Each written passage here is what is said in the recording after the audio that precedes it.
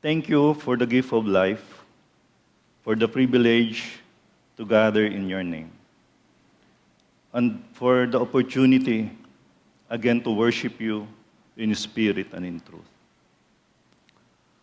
Lord, we know na ang iyong presensya ay narito. May the Holy Spirit that is in us speak to you. Convict us, O Lord. Teach us, touching our very heart, yung kailalim-laliman ng aming puso't damdamin, Panginoon. Baka pwede mo pong abutin, lifting every burden and drawing us closer to you. Prepare our hearts to receive your word, and may everything we do today bring glory and honor to your holy name. We lift up every part of this service, ang aming awitan, ang inyong salita, ang aming panalangin, at ang aming mga fellowships. May it all be a blessing to you and pleasing to you, O Lord.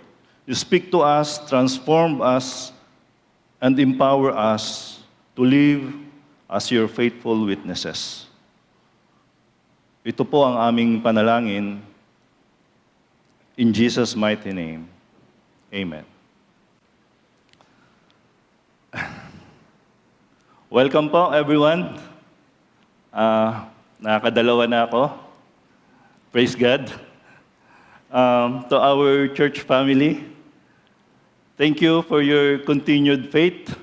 Dahil sa inyong pananampalataya ay nahahawa po kami. And of course, your commitment. And to our online viewers, kamusta po kayo dyan?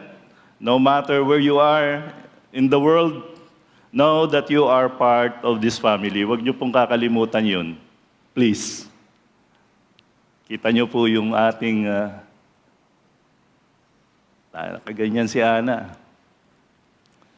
And open po our hearts and lift up the name of Jesus together. God is moving and we are excited. Excited po ba kayo? Parang kinakabahan ho kayo Relax lang ho kayo. Ako, nanginginig lang naman ang aking mga kamay. We are excited for what the Lord is going to do sa All Generation Church.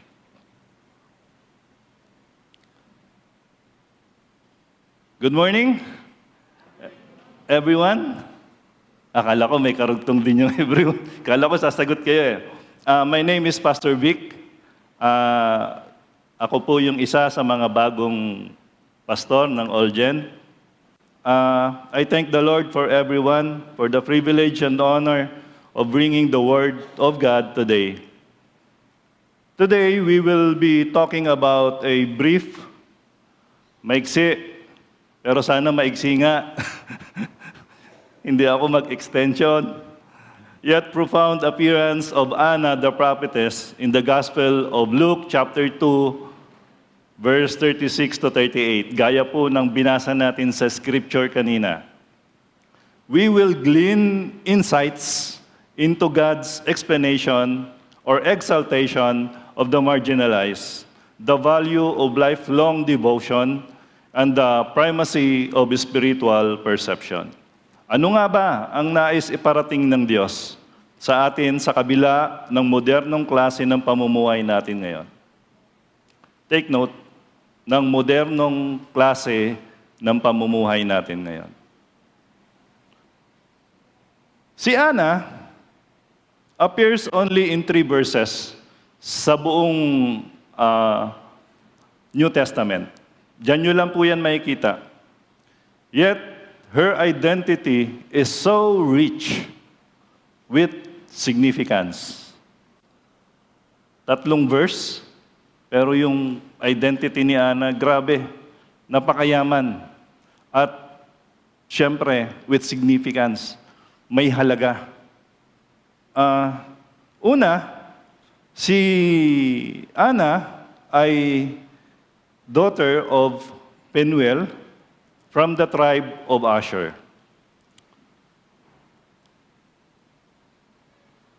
She did not excuse herself with the frailty of old age. Si Ana ay, kung susumahin po natin, dadaanin natin sa mathematics ang kanyang edad. Hindi po siya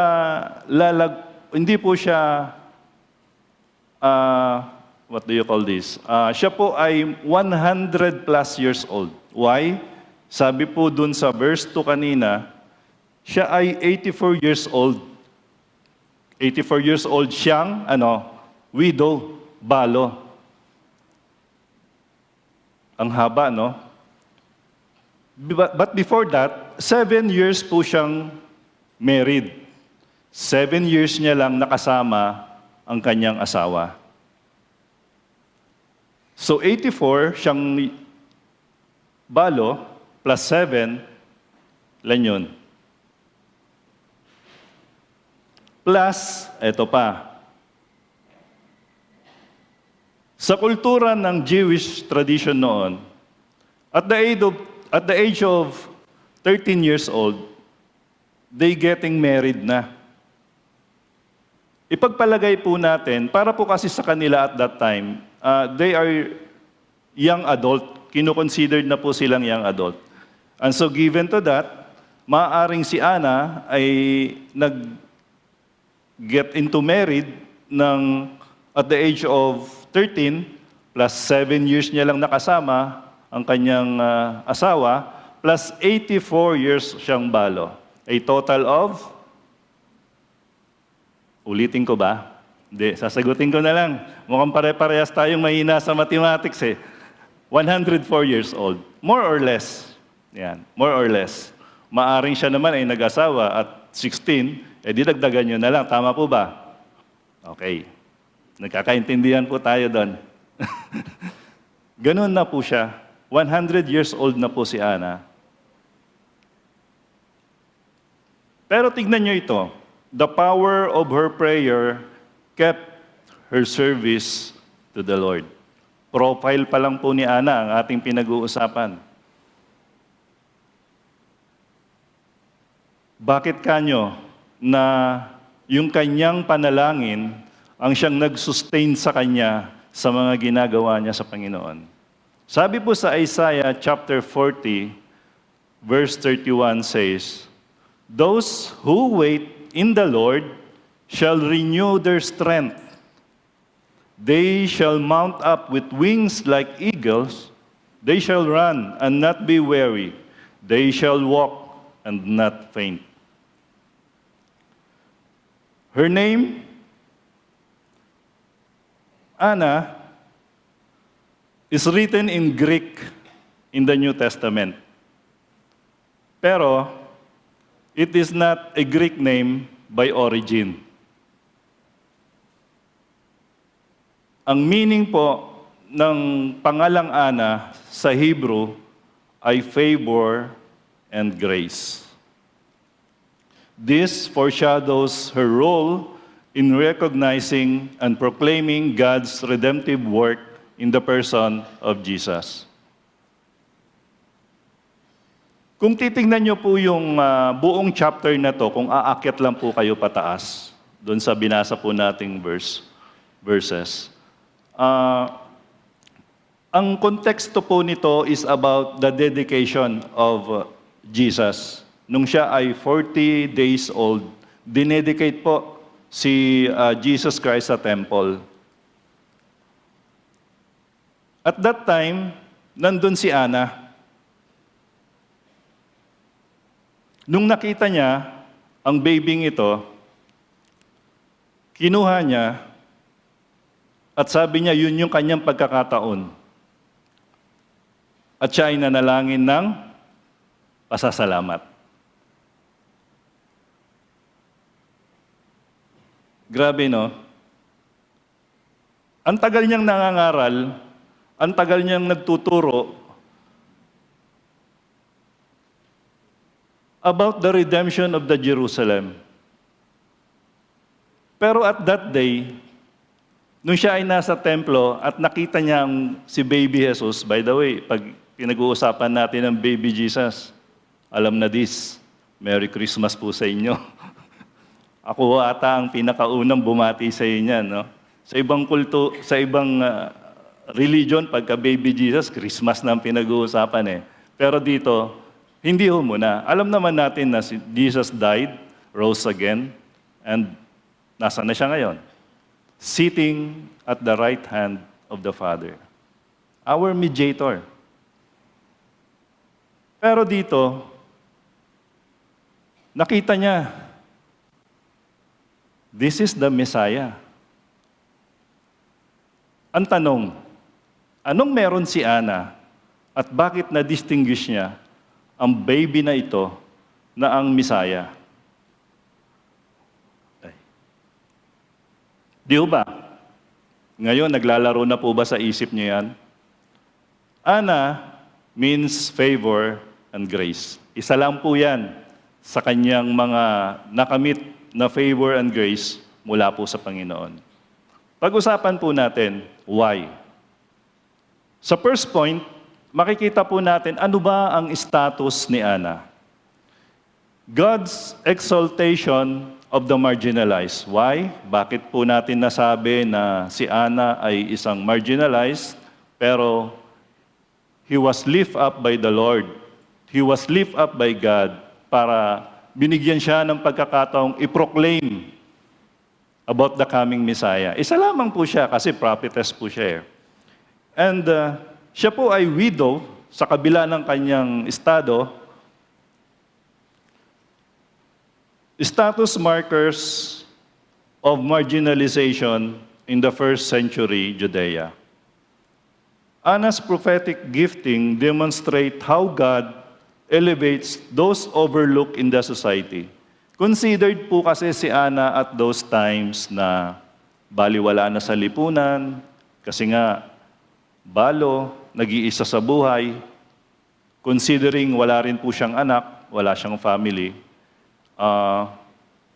Yun po yung mga consideration noong panahon na yon. Pero, hindi siya pinabayaan ng Diyos. Hindi siya pinabayaan ng Diyos. Her presence in the temple symbolizes divine reversal of social hierarchies. Yung kanyang presensya sa templo, si Ana, the woman being present in a sacred or significant religious space. Siyempre, nasa templo siya, di ba? Which may traditionally be associated with male authority. Wala pong authority ang mga female nung time na yon sa templo. Pangalawa, yung divine reversal na tinatawag natin dyan. The idea that a higher power is intervening. May divine intervention kasi. Nandun ang Diyos kay Ana. In the natural or cultural order to challenge or undo traditional norms and structures. Sabi natin, social hierarchy. May social hierarchy. The typical organization of society where certain groups or individuals have more power or privilege than others. So, the praise means that her being in the temple challenged and redefined societal expectation. It could imply that the divine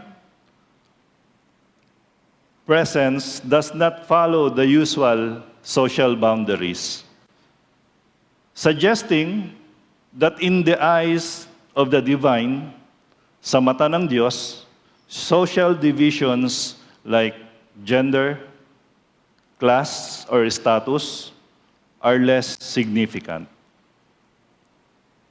And everyone has a place or role in the divine order. Bawat anak ng Diyos ay may gagampanang role sa kanyang simbahan, sa kanyang kaharian. By God's grace, He inspired Anna with the authority to proclaim His will and gave Anna the whispers of grace, or sa Tagalog, ang mahinhing tinig ng kagandahang loob ng Diyos. Kinakailangan niya po yun to recognize Jesus as our Savior while He is still infant.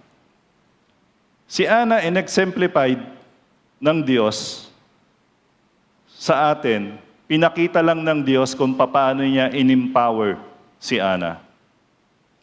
Sa kahit anong circumstances, meron siya.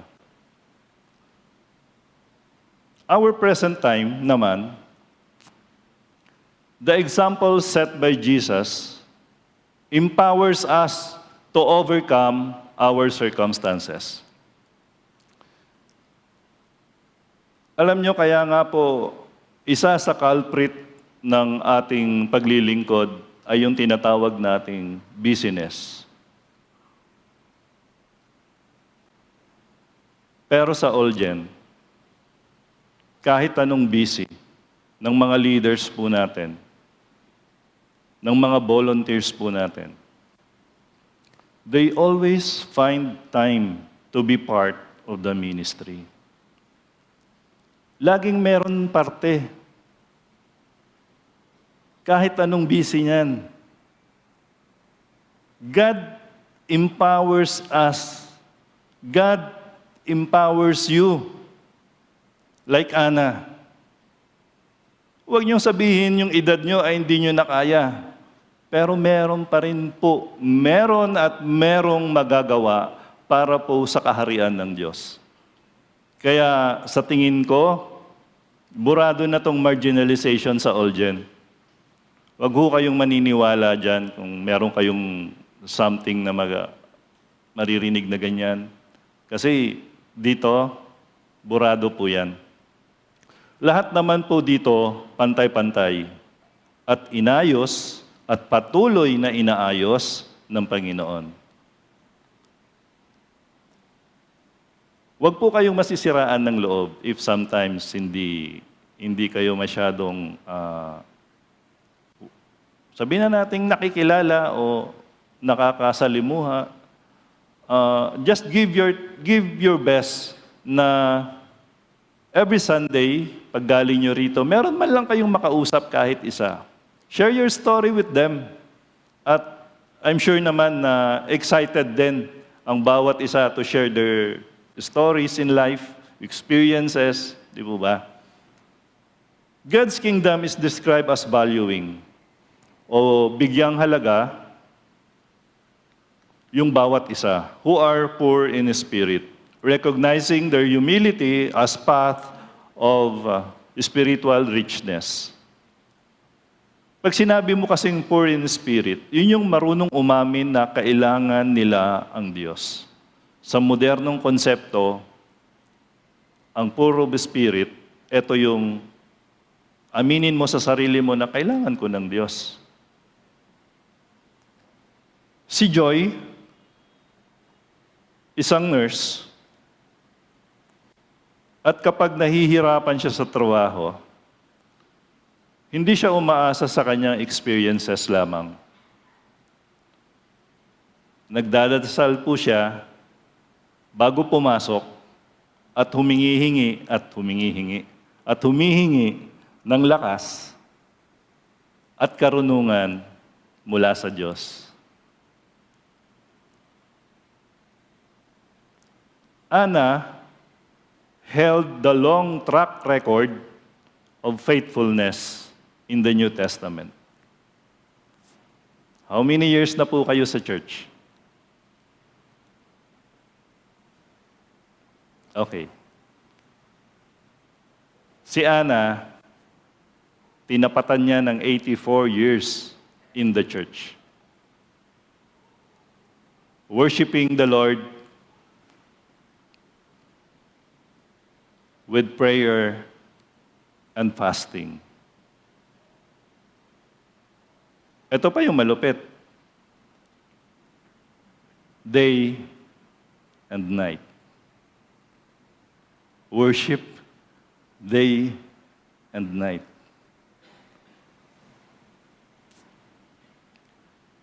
Pinili niyang magstay sa templo. Ibig sabihin siya ay believer. Siya ay mula sa tribo ni Asher. Kilala niya ang Diyos.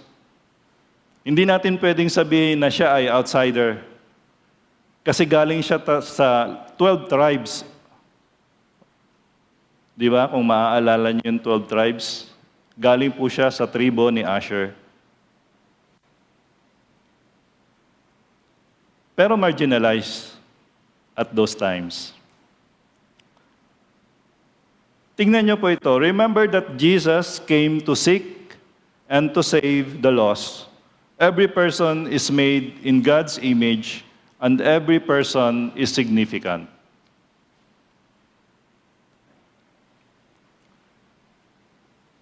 During the ministry of Jesus, Jesus saw every person, and every person mattered to him. And they should matter to us as well. Kaya po nasabi ko yan, sa Olgen, wala akong marginalization. Pantay-pantay po ang trato dito sa loob ng simbahan. And even in outside world, parang bahay ni Kuya, no? Even in the outside world, ganon din po yun. Pantay-pantay. Pero bakit nga naman narating ni Ana, yung estado na yon, 84 years siyang nanatiling tapat sa Diyos. Day and night. Tignan natin yung kanyang devotion. Kasi, dito sa kanyang devotion, her greatest reward comes at her late age. Anna's life of uninterrupted worship and prayer following her husband's death culminates in her encounter with the Messiah. This affirms that spiritual fruitfulness transcends chronological age and social station. It is not always loud and public. Ang pinakamalaking gantimpala ni Ana ay dumating sa kanyang pagtanda. Ang kanyang buhay ng walang patid na pagsamba at pagdarasal. Pagkatapos ng kamatayan ng kanyang asawa, ay nagtipon at nagkaroon ng katuparan sa kanyang pakikipagtagpo sa Mesaya. Ibig pong sabihin, pinagtitibay nito na ang espiritual na bunga ay lampas sa edad at katayuang panlipunan.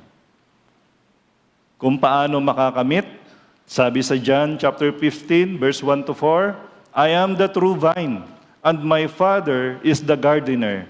He cuts off every branch in me that bears fruit, while every branch that does not bear fruit, He prunes, so that it will be even more fruitful. Sa Greek word katerai means to cleanse or purify. This suggests that pruning is not just about cutting off bad habits, attitudes, but also about removing even good things that might hinder the best. Good things that might hinder the best. Kailangan din po palang yung i-prune. Ano po ba ang mas mahalaga? Ang solitude with the Lord or ang atinand natin ang iba't ibang ministry sa church? Meron lang konting twist po dito, no? Kasi sabi natin, pruning and removing. Pruning means removing even the good things that might hinder the best.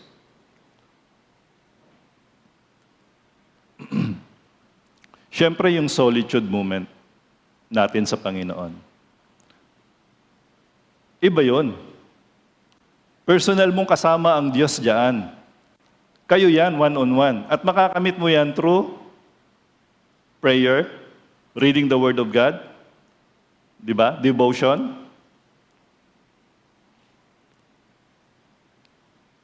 Yung ministry, nandyan yan.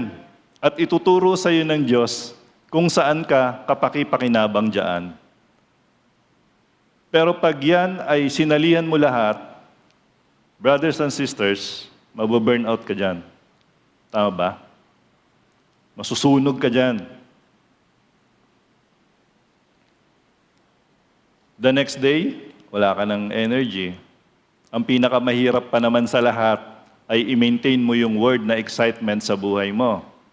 Ang pinakamahirap sa lahat, i-maintain mo yung natitirang excitement sa buhay mo. Paano mo gagawin yan kung burnout ka? Dahil sa iba't ibang ministry na inyong pinapasok. Kaya nga po sa amin, sabi namin, kapag may ministry ka na, okay, diyan ka. Lalo na sa mga volunteers po. And kaya nga meron tayong 301 para maklasify kung saan po kayo fit doon sa bawat ministry. Ano po? For you not to burn out. Para meron kayong solitude moment with Christ. Ang ministry, hindi ho yan magpapalago ng inyong pananampalataya. Maniwala po kayo sa akin. Susunugin po kayo. But, hindi ho natin sinasabi na huwag kayong mag-join sa ministry. Maling-mali po yan. Kaya po kami nandito para alalayan kayo, para hindi naman ho kayo masyadong mapagod. And just trust all generation. Tiwala lang po kayo. And relax. And don't feel the pressure much kasi nakaka-stress yan. Sa mga gustong mag-ministry, kung ako sa inyo, lahat kayo eh. Pwede, bakit hindi? Di po ba? Kay Ana, yung pruning niya, dumaan siya sa grief ng pagkawala ng kanyang asawa. Ang pruning niya is her loss. Ang pruning niya, yung life of discipline sa pag-aantay. Biruin mo, 84 years. In that sense, pruning is not always a choice. It's often life itself. But whether we abide in the pain and stay connected to the vines determines if we bear fruit or just survive. Ang pagkawala ng kanyang may bahay, ang kanyang asawa, 7 years of marriage, could have marked the end of her story. Pero sa mata ng society, especially in her cultural context, widowhood often meant isolation, vulnerability, and diminished value. But rather than becoming bitter and retreating from her faith, Anna chose to remain in the temple, giving herself wholly in worship, fasting, and prayer. This was not just to survive, it was a refining years for Anna. Pruning can come in a form of an answered prayer. Minsan ganon. Yung prayer natin, hindi sinasagot. Baka may pinuprune ang Diyos para mas may magandang bungang lumabas. Closed doors. May mga nagsasarang pintuan sa buhay natin. Like, nawalan ka ng work, nalugi ang negosyo mo. May mga nagsasarang pintuan. Pero, baka meron lang inaayos ang Diyos sa iyo para may lumabas na mas magandang bunga. Long seasons of waiting. Eto, sino bang may problema sa inyo sa pag-aantay? Pagka-antayan, ang hirap po, no? Sa traffic na lang eh. Kung LDR ang iyong status, nako, ang hirap mag-antay sa minamahal. Di ba? Ang hirap namang mag-antay, sana closing prayer na. Naantok na ako. Di ba? Salamat, kapatid na Jordan. Kapag pag-aantay, ay may problema ho. Kahit ako, may problema ako dyan. Ako nga, gusto ko nang matapos to eh. Kanina pa ako kinakabahan eh. Di ba? May problema tayo pag pinag-usapang paghihintay.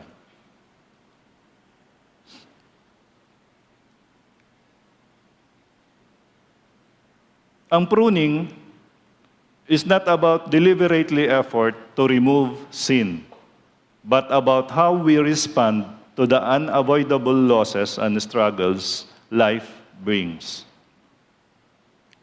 Sabi ni Jesus sa John 15, that branch remain connected, the branch that remains connected to the vine receives life. Kailangan connected talaga tayo kay Kristo para manatili ang ating buhay.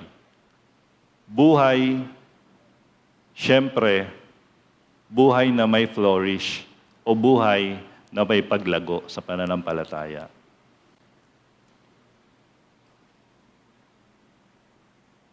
Her encounter with the Messiah was not random.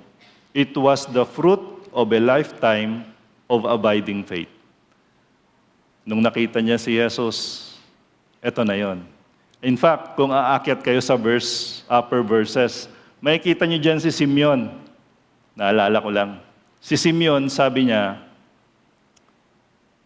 Lord, hindi ako mamamatay hanggat hindi ko nakikita ang Mesaya. Matanda na rin si Simeon eh. Pero tignan nyo, yung nakita niya yung Mesaya, ano ang statement niya? If you go to the upper verses, sabi niya in verse 25, I think, sabi niya dyan, Lord, pwede na akong mamatay. Why? Kasi nakita niya ang Panginoong Yesus sa templo. Biruin mo, 84 years, tapos sa dulo, gusto mo lang makita ang Panginoong Yesus? Gusto mo lang makita na dumating ang tagapagligtas ng Jerusalem? 84 years, wala kang ginawa kundi magdasal, mag-fasting. 84 years. Ang prayer meeting po natin, prayer night, is every Thursday, 6 to 7 p.m. Take note, 6 to 7 p.m. And ini-invite ko po kayo to attend. Subukan natin itong 84 years. Pati ako natawa eh, no? Subukan nun natin itong 84 years, every Thursday. Baka naman, lagpasan natin si Ana, di ba? Pwede? Pwede. Kung kayo po ay nasa bahay lang naman, magsaing na ho kayo ng alas 5, ako ginagawa ko yan eh. Dati, tapos by 5:30 tatakbo na ako rito kasi 6 p.m. yan hanggang 7. Nagluto ako ng alas 5, pagkatapos nating mag-pray dito ng Thursday night, merong coffee and bread sa labas. Pag uwi namin, sayang yung niluto ko, wala nang kakain, busog na ho kami ni Janet eh. Di ba? Nasayang yung effort ko. Pero yung oras na nandito ako, kasama ko yung mga kapatiran and some of you, iba yon. So sana nga, minsan sa devotion namin sa pastors and staff, ilang taon mo gustong mabuhay? Kayo, ilang taon nyo gustong mabuhay? Honestly. Gusto nyo ma-enjoy yung retirement? 60, 65? Pwede. Bakit po hindi? Ako sabi ko, 65 lang, okay na ako ron. At least may 5 taon akong ma-enjoy yung aking retirement. Kung meron, Kaya lang, yung iba gusto 80, 70.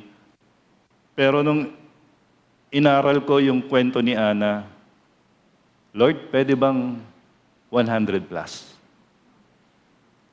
Nagbago yung, I have a sudden change of mind, Nax. Nagbago. Gusto ko 100 plus din. Kaya lang, ang problema, Thursday lang, hindi ko pa maibigay yung sinaing. Yung sinaing. Ba? Please come. I am inviting you. praying is hindi po siya non-negotiable.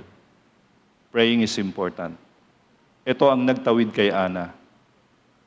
Naniniwala po ako, yan din ang magtatawid sa atin. Amen po ba? Amen. Parang hindi. Yan po ang magtatawid sa atin. Ang hindi natin nauunawaan na ang buhay na walang kakayahang magsakripisyo ng malalim ay wala ring kakayahang kumilos ng may tapang. Those who laid down their lives daily in prayer and worship like Ana are the one pinagkatiwalaan ng Diyos ang isang tulad ni Ana para ihayag sa Jerusalem sa kanyang mga katribo na ang Panginoong Yesus the Messiah ay darating. Si Ana, kung hindi nanalangin, kung hindi nag-stay sa templo, wala eh. Hindi mangyayari sa buhay niya yon.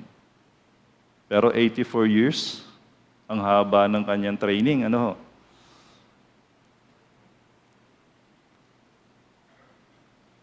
Sa dulo ng kanyang buhay, doon niya nakita yung kanyang at naranasan yung kanyang spiritual perception. Hindi ho yun aksidente. Her spiritual perception was not accidental. It was cultivated. 84 years. There were years of deepening discernment.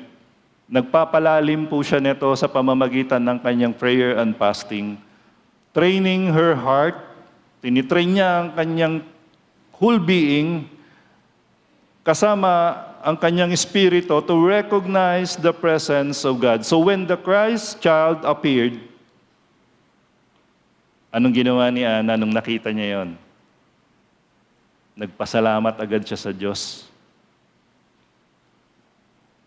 84 years, inantay niya ang Panginoong Yesus. Ito na yung magliligtas sa lahi namin, sa buong Jerusalem.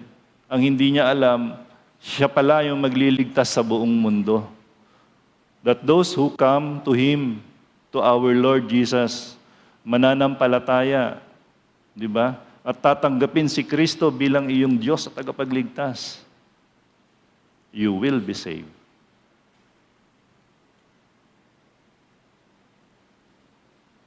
Worship and prayer are more than religious duties. Higit pa ito sa religious duties kasi ito yung mga lente through which we see para makita natin ang liwanag. Mahirapan tayong makita ang liwanag kung wala tayong worship, kung wala tayong prayer. And isama niyo na po dyan yung fasting. Kung bawal po sa inyo, don't do it. Just pray. Prayer pa nga lang, hirap na tayo, yung fasting pa kaya. Ako rin, hirap dyan Ba? Sarap kumain 3 beses, isang araw na nga lang Bitin pa, gagawin mo pang 2, di ba? Kung magpa-fasting ka. Pero okay yun.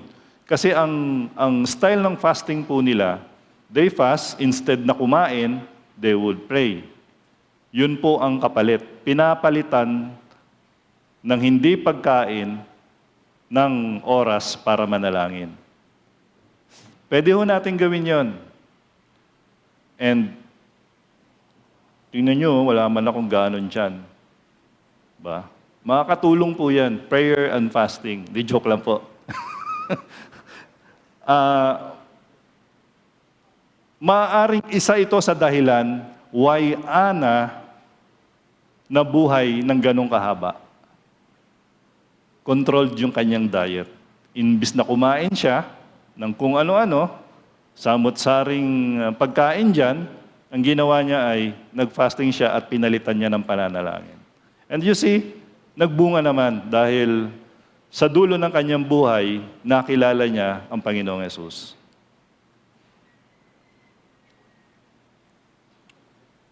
This kind of perception is what Proverbs chapter 8, verse 1 to 6 speaks of a wisdom crying out. Naguhumiyaw ang wisdom ni Ana. Sabi po sa verse 1, does not wisdom call out? Does not understanding raise his voice? God is always speaking, not just through Scripture, but through creation, through people, circumstances, and even books and conversations. Yung wisdom of grace is not only whispering at that moment to Anna. The wisdom is shouting already. Naghuhumiyaw na ang wisdom ni Anna. Kaya when he see the baby Jesus, this is the Messiah.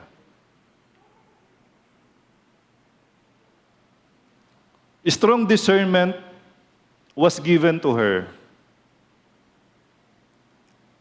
Sana maabot natin yun, no? Gusto ko rin yun. Kaya gusto kong mabuhay ng 100 na ngayon. Kasi alam ko na sa pagputi ng ating mga buhok, diyan tumutubo ang wisdom. Habang nagkakaedad, nananatili nasa simbahan, diyan lumalago ang wisdom. Those who live close to God see more clearly what He is doing. Kaya sa madaling salita, ang pananaw ni Ana ay isang huwaran para sa atin. Ang mga taong malapit sa Diyos ay may malinaw na nakikita, ay mas malinaw na nakikita ang kanyang kilos, ang pagkilos ng Diyos. Sa praktikal na paraan, maaari natin itong maisabuhay sa pamamagitan ng mga simpleng hakbang or yung tinatawag nating 4Ps. Pagdarasal araw-araw, pagbabasa ng Biblia, pagninilay-nilay, pakikipag-ugnayan sa kapwa mananampalataya. Sa ganitong paraan, unti-unti nating huhubugin ang ating pananaw upang mas malinaw nating makita ang pagkilos ng Diyos sa ating buhay. Be ye excited, brothers and sisters. Meron po akong isang kwento. Actually, kanina pa ito tumutusok sa tiyan ko. The fourth. Sa Western country, every time they dine in, mahalaga po sa kanila ito. Kapag katapos po nilang kumain, they would nililigpit na yung sa fine dining po nililigpit na yung kanilang pinagkainan. Merong isa diyan maglilin at magsasabing, keep your fork. Yun po yung pinaka-excited part sa kainan. Sa kanila, sa atin dito, kamayan ang tawag diyan. Di ba? May maglilin sa table at magsasabing, keep your fork. Hawakan niyo yung inyong tinidor. Why? Because something best is to come. Ano yun? Yung dessert. Nakatikim na ba kayo ng Belvedere chocolate cake? Yung deep dish apple pie. Di pa, no? Ako rin eh. Sa akin, special na yung leche flan, ba? Yung salad macaroni, di ba? Masarap na sa akin yun, special. Kaya pag sinabi ni Janet sa bahay, keep your fork. Wow! Talaga ba? Gumaganong kami. Lahat kami nakangiti, excited, nag-aantay. Keep your fork. Galing, tinidor. Kaya malaki yung tinidor namin, pangpansit kasi ito eh. Ang dessert, lalabas. Meron kasing isang dying woman. May nasa end stage na ng kanyang buhay. Pinatawag niya yung kanyang pastor at sabi niya, Pastor, gusto ko po pag ako ay pumanaw, nasa tabi ko yung Biblia. Yung pinakamagandang damit ang nais ko pong isuot. At ito po yung mga kakantahin. Binigay niya sa kanyang pastor at sabi ng pastor, sige po, masusunod po ang lahat ng ito. Nung palabas na yung pastor sa pinto, tinawag niya ulit, Pastor, saglit lamang po, meron po akong pinakamahalagang nakalimutan. Di bumalik yung pastor. Ano po yun? Sabi niya, pwede ba sa aking kabaong o sa aking coffin ay cockpit sa bungan yun merong tinidor sa aking kanang kamay. Sabi niya gano'n. Nagulat yung pastor. Ha? Sabi niya, nagulat ka no? Sabi niya, ha? Nagulat ka no? Sabi nung babae. Bakit? Sabi niya gano'n. Bakit gusto mo may hawak kang tinidor? Kasi pastor, sa buong buhay ko, kapag kami ay may fine dining after ng fellowship, laging may nagsasabing, keep your fork. The best is yet to come. Keep your fork. The best is yet to come. Sabi niya gano'n. Bakit? Para sa lahat ng aking kaibigan na dadalaw sa akin at makikita ang fork na yan, hawak ko, sabi niya, ay maaalala nila na hindi pa dumarating ang pinaka-the best sa kanilang buhay.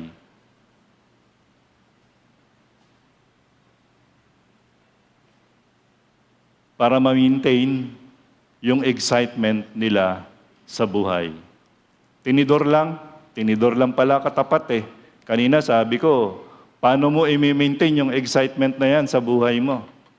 Ba? Pero sa kwento nung babae, tinidor lang. At nangyari nga, sabi ng pastor sa eulogy ng kanyang membro, Pastor, bakit po merong tinidor na hawak? Ayon sinabi niya. Dapat spiritually, excited ka. Spiritually, meron ka laging inaantay. Like Ana, meron siyang inaantay mga kapatid. The best is yet to come. Her story reminds us our worth is not defined by the world's standard, but by our relationship with God. Anna teaches us that faithfulness is hidden in hidden places, in long seasons of waiting, and in personal loss can still bear fruit, eternal, impactful, and transformative. God sees the ones who remain, the one who wait, the one who worship, even in silence and in suffering.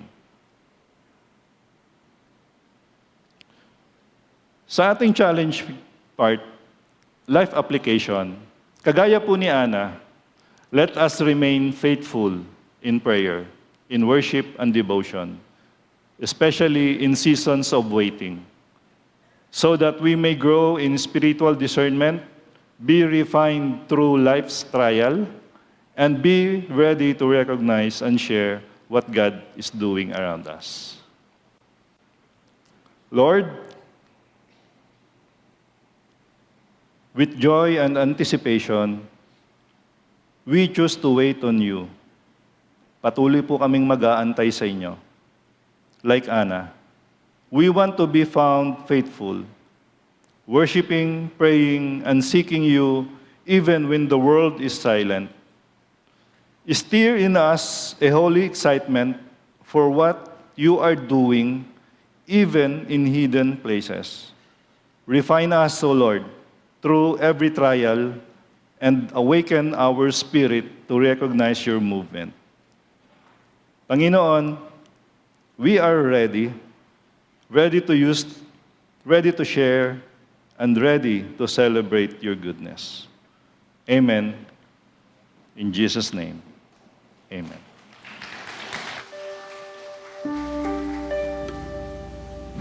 Tayo pong lahat ay tumayo as we respond to the message of the Lord.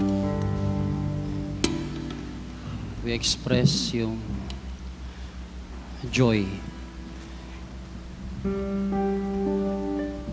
na patuloy na ibinibigay ng Panginoon dahil ang Diyos ay mabuti. Mabuti at tapat. And we celebrate that as we sing this song.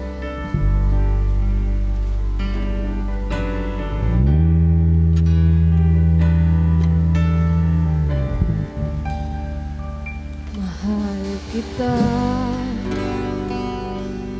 walang hanggan ang iyong biyaya. Buong buhay, hawak mo sa iyong kamay. Mula sa aking pagmulat hanggang sa paghimbing, awitin ko ang kabutihan mo, O Diyos. Ika'y tapat sa habang buhay. Ika'y mabuti mapakailanman. Hanggat ako'y nabubuhay, awitin ko ang kabutihan mo, O Diyos. Ang tinig mo siyang gabay sa kasakitan, at nariyan ka sa gitna ng kadiliman. Ika'y aking kaibigan, O Diyos aking Ama, at ako'y buhay sa kabutihan mo, O Diyos.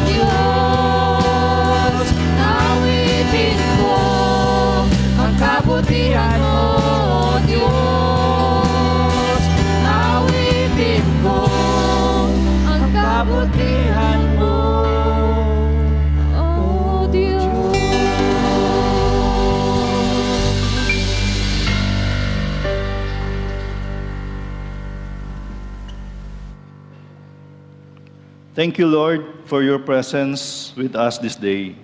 As we depart from this place now, we ask you to bless us throughout the remainder of the day unto the coming days and guide us safely home. May the Lord bless you and keep you. May the Lord make his face shine upon you and be glorious to you. May the Lord lift up his countenance upon you and give you peace. Amen, amen, and amen.